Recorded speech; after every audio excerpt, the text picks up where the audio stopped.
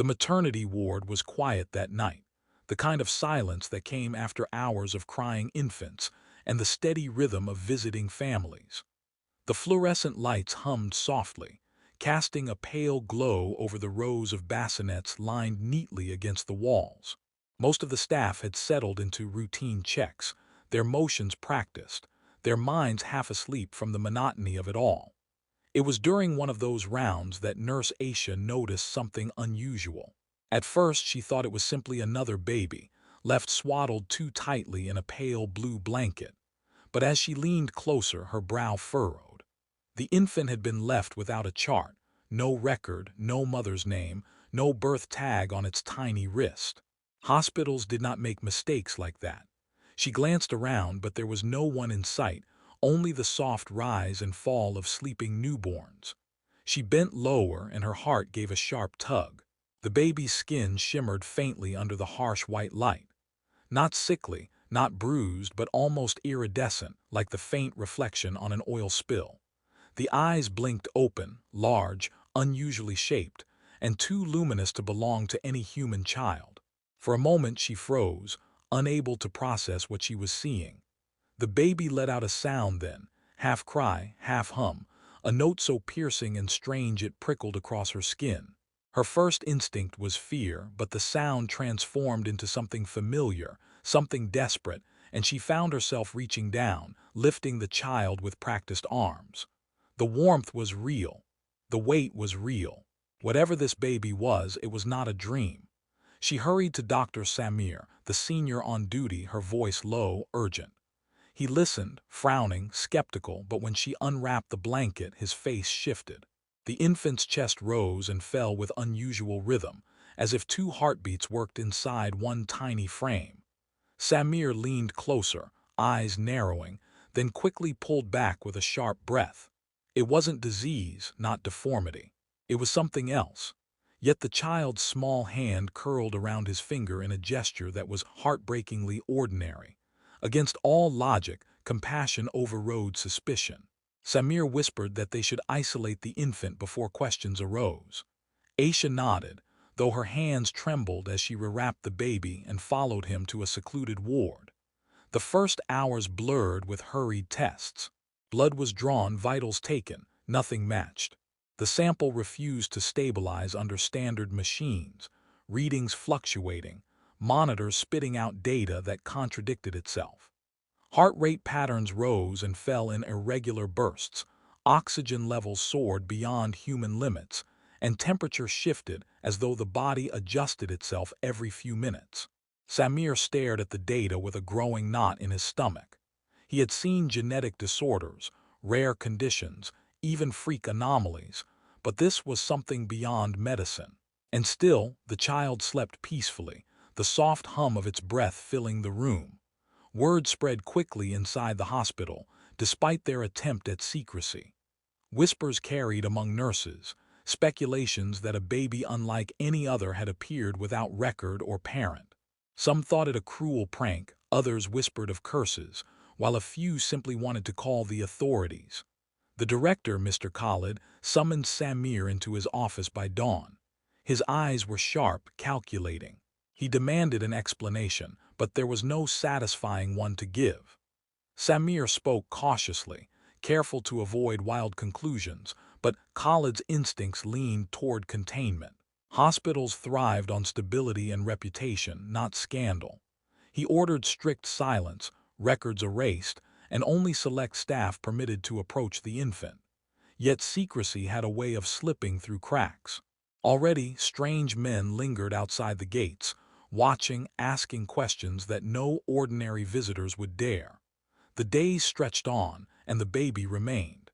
Aisha visited often, unable to detach herself from the quiet pull of its presence.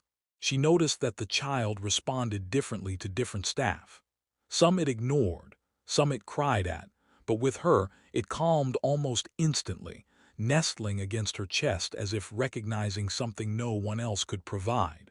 She began to hum lullabies, the same she sang to her own children years ago, and the infant responded with a sound eerily similar, a coo that carried odd undertones, harmonics no human throat could make. Samir watched from the corner, unease battling with awe. There was intelligence there, he was certain.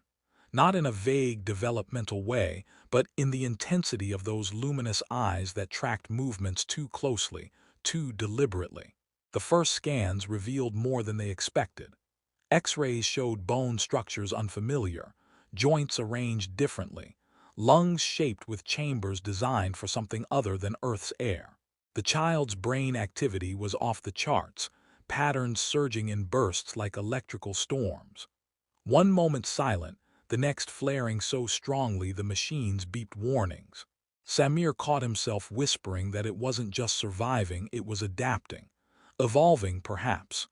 Aisha held the baby tighter, whispering that it didn't matter what it was because it was helpless, and helplessness demanded care. He couldn't argue. At least not yet. By the end of the first week, the situation worsened.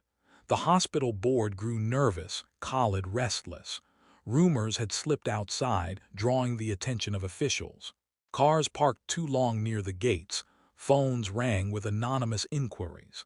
Staff swore they saw strangers photographing the building from across the street. Samir feared the child would be taken away, stripped of any chance at life under human compassion. He pleaded with Khalid for more time, but Khalid's patience wore thin. They would need to report soon, he warned. The baby was not their responsibility.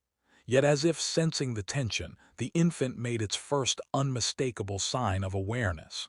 One morning, while Aisha rocked it, the baby opened its mouth and produced a sound that was not human, not a cry, but a word. None of them recognized the language, but the tone carried weight, structure, deliberate formation. Samir froze. Aisha's arms tightened. This was not mimicry, this was speech. That night he could not sleep. He replayed every detail in his head, the arrival, the tests, the unexplainable data. If this infant was alien, truly alien, then humanity had stumbled upon something no history book had prepared them for. He wondered what kind of civilization it came from, how it ended up here, abandoned in a place of birth and death. Questions pressed on him, but none heavier than one. Why here? Why humans? As if in answer, the baby stirred, eyes locking with his, and for a fleeting instant he felt something brush against his thoughts. Not words, not images, but a sensation, loneliness, searching, need. His chest tightened. Whatever it was, it had chosen to survive among them. The infant did not remain an infant for long. Within weeks, what should have been slow, tentative growth surged into something uncanny. Muscles strengthened too quickly, coordination sharpened unnaturally, and comprehension blossomed in ways that startled even the most hardened staff. Where human children fumbled for months, this child learned to sit upright within days, to focus intently, to mimic sounds with precision that defied its age. Doctors who had argued that it was simply an unusual mutation grew quiet as they witnessed progression that no biological chart could explain. Samir documented everything, but the files had to be hidden, encrypted, and kept away from Khalid's increasingly watchful eye. Aisha noticed subtler changes, not just in body but in expression. The child did not look at her like a baby would, but as though it understood her mood, her hesitation, her worry. One night, while humming, she stopped abruptly, troubled by thoughts of what would happen if authorities intervened. The child looked up at her with wide, luminous eyes, and, without a sound, she felt the echo of reassurance in her chest. It had not spoken, but she felt it all the same. She knew then that the bond was not ordinary. Telepathic episodes began small. At first it was flashes, colors when the child cried, warmth when it laughed, strange shadows when it grew distressed. Soon, the staff closest to it experienced fragments of imagery, as though half-formed dreams pressed into waking thought. Aisha saw forests she had never walked through, stars from impossible vantage points, a sense of distance so vast it left her breathless. Samir glimpsed machinery, vast and incomprehensible, glimmering cities under skies unfamiliar to Earth. They never spoke of it outside the small circle of trusted staff. To others, the child remained nothing more than an undocumented infant awaiting paperwork, but those who held it knew better. They felt the weight of something extraordinary, something that pressed against the fabric of their minds. The illusion of secrecy could not last. One morning, black sedans lined the street outside the hospital. Men in suits waited with expressions too cold to be visiting relatives. Their questions were sharp, their presence oppressive. They demanded access to records, citing anonymous reports of irregular admissions. Khalid folded quickly, calling Samir into his office with hands shaking. The order was clear: hand over anything unusual before things escalated. But there was nothing to hand over, not without condemning the child. Samir lied, saying no such infant existed. Perhaps some clerical error had spread rumors. The agents did not believe him. They inspected wards, questioned nurses, and lingered where they had no reason to linger. When they left, Samir knew they would return. That night, the child cried, not from hunger, not from discomfort, but with a sound so sharp it rattled glass. Lights flickered, machines shorted briefly, and staff rushed in. For the first time, the child formed words that were unmistakably deliberate. Not in Urdu, not in English, not in any language they recognized. A sequence of tones that resonated in their bones.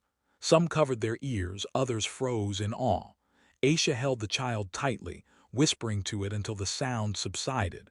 When silence returned, Samir felt certain of one thing. This was no mere biological anomaly. This was communication. Unseen from Earth, far beyond the blue skies, a vessel lingered in quiet orbit. Its crew had been searching ever since a scout vessel had failed to return months earlier. Signals were weak, fragments of distress calls lost in atmospheric interference. Now, one of their own children had triggered resonance, a cry so raw it pierced across space. They argued among themselves. One faction demanded immediate retrieval, fearful of human contamination. Another hesitated, warning that humans were dangerous, their history marked with violence. But leaving the child among them could alter everything. They watched, silent, weighing the risk of exposure against the instinct to reclaim their kin.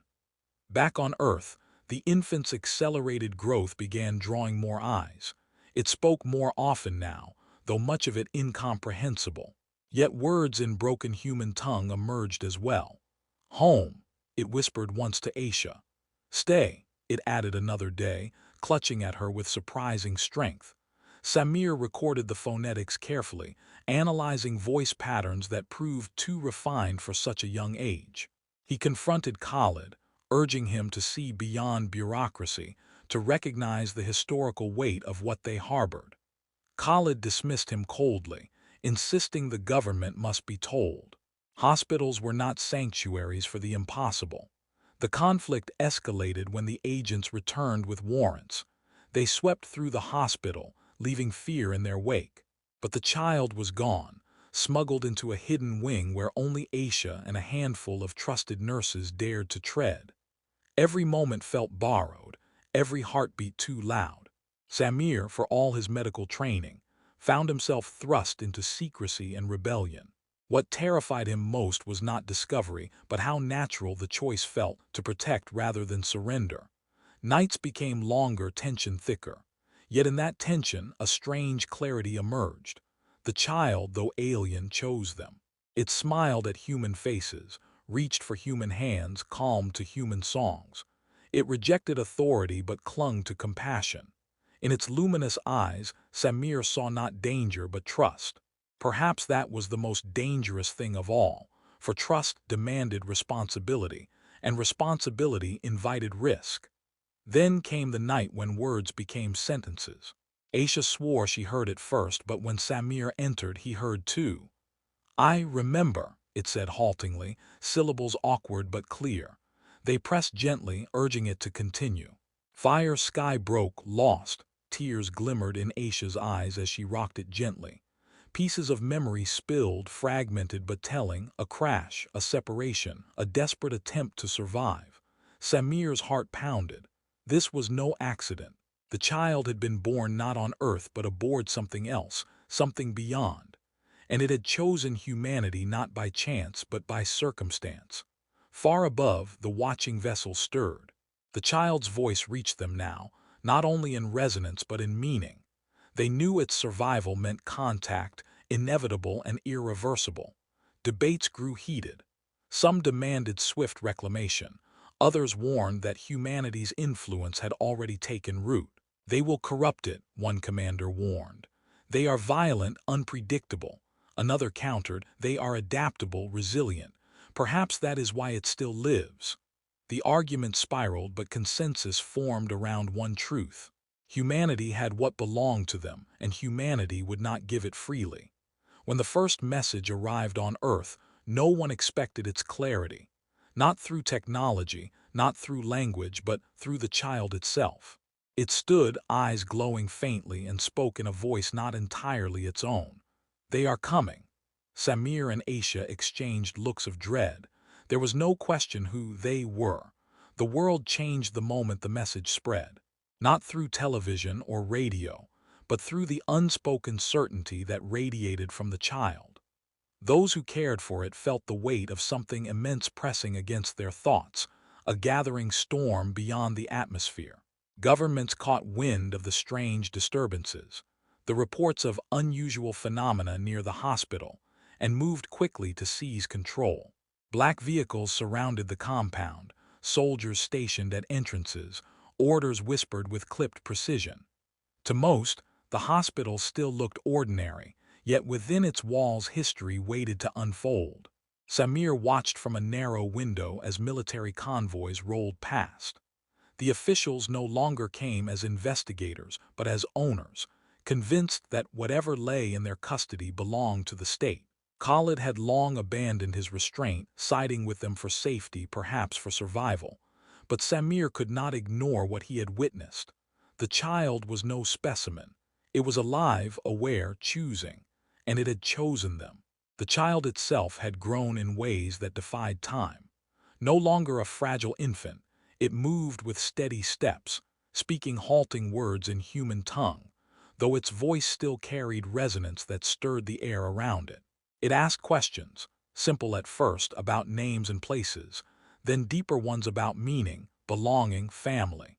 Each answer Aisha gave it seemed to root it further in their world, weaving invisible threads of connection that no authority could sever. When soldiers pressed closer, when orders demanded surrender, the child clung to her and whispered one word with conviction: "Mother." The pressure mounted quickly. Officials threatened imprisonment, promised protection if cooperation was given, and hinted at consequences if resistance continued. Samir stood before them with trembling hands yet unshaken voice. He argued not as a doctor but as a human being, that a child, whatever its origin, had rights. The men scoffed. Rights were written for humans, they said, not for whatever anomaly lay hidden within their walls. But he did not waver. To deny care was to deny humanity itself, and if they abandoned that, then nothing remained of what made them different from beasts. Beyond the sky, the ship descended. Not openly, but shadows streaked the heavens where none should be. Telescopes caught glimpses, radar blipped with anomalies, and whispers spread faster than containment could manage. Something vast approached, and though no declaration was broadcast, the silence carried more threat than any weapon. Those few who knew the truth braced for confrontation. The child grew restless, its luminous eyes fixed on the heavens as though hearing a call. Yet when Aisha asked softly if it wanted to return, it shook its head, pressing against her with stubborn refusal. The landing was unlike any in history. No bright explosions, no grand entrance, only a shimmering distortion above the earth, a vessel sliding from the void with impossible grace. It hovered in silence, larger than any human craft, its surface shifting as though alive. Crowds gathered despite barricades, the air electric with fear and awe. For the first time, humanity looked upon the undeniable presence of another civilization. Yet no voice came from it, no weapons fired. It waited, patient, expectant. The demand had already been given through the child's mouth: return it or face consequences. Inside the hospital, fear thickened. Officials argued among themselves, some insisting surrender was the only way to preserve peace, others warning that yielding would expose weakness. Samir listened, disgust rising with every word.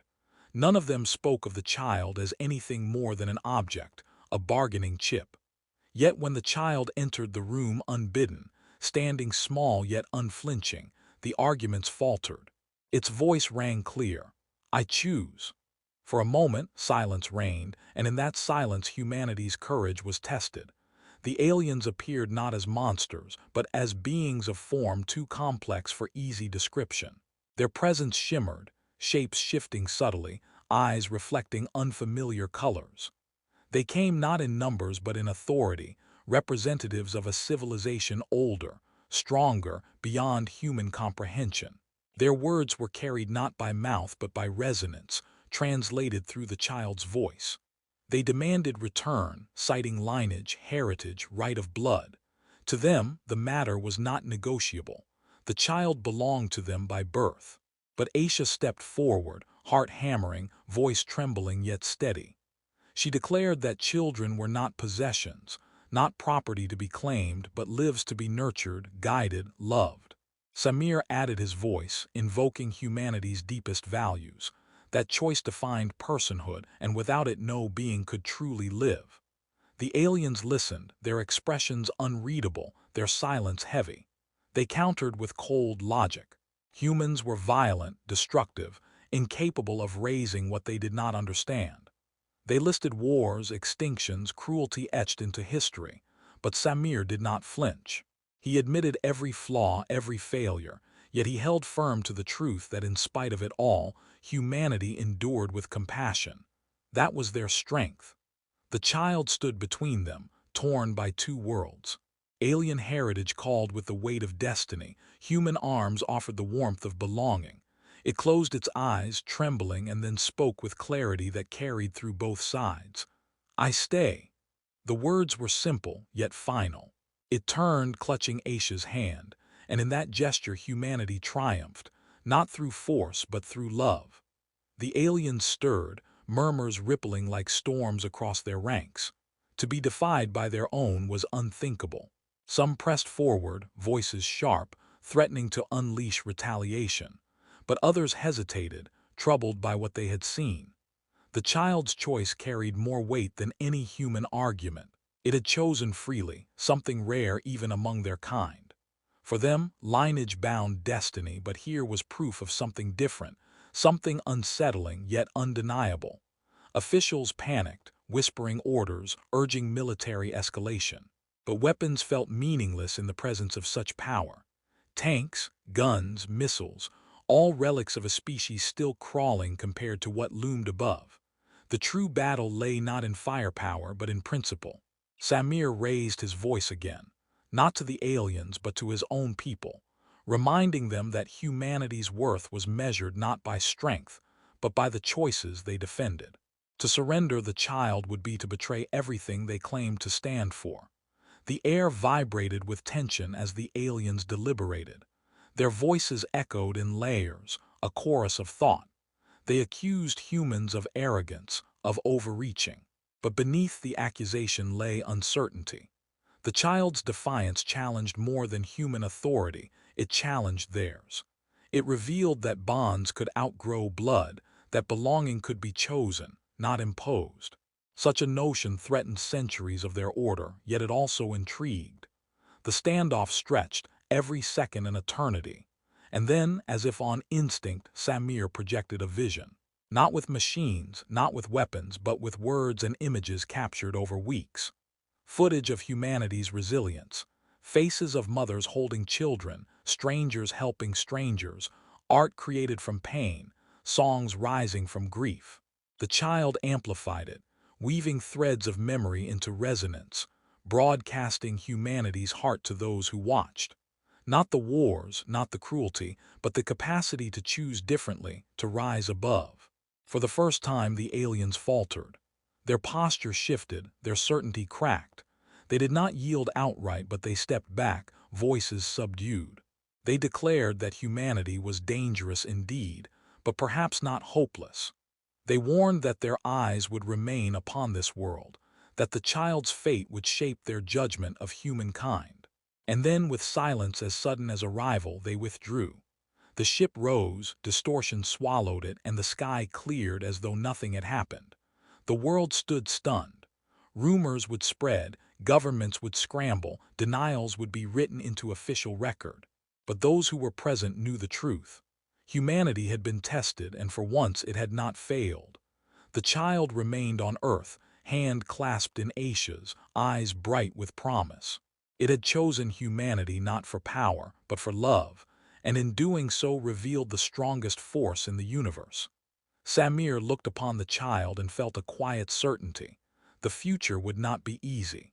Challenges would come, dangers would rise, but so long as humanity remembered this moment, it would endure. He whispered words that needed no answer, words that echoed what they had all come to realize. In a place meant for the fragile, in a hospital of birth and death, the universe had discovered the truth. Humanity's greatest weapon was not destruction, but compassion.